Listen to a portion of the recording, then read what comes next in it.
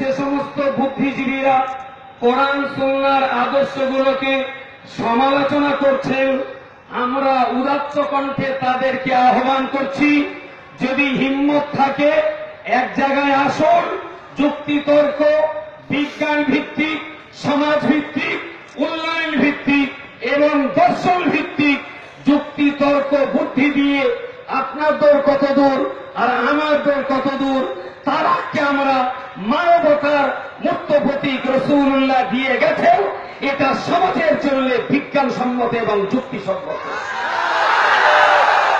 যদি হিম্মত থাকে প্রকাশ্যভাবে কলকাতার কোন একটা জায়গায় আসুন, ডিবেট হোক, যুক্তিতর্ক দিয়ে, আপনিও যুক্তি দিয়ে আমি পাল্টা যুক্তি দিই, আপনি বিজ্ঞান দিন আমি পাল্টা বিজ্ঞান দিই, আপনি সামাজিকতা বলুন আমি পাল্টা সামাজিকতা বলি।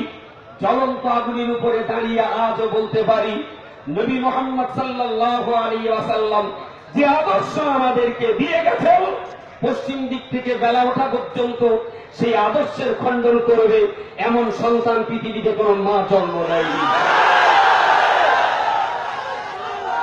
তা প্রমাণ করার জন্য আলহামদুলিল্লাহ আমরা যথেষ্ট আছি।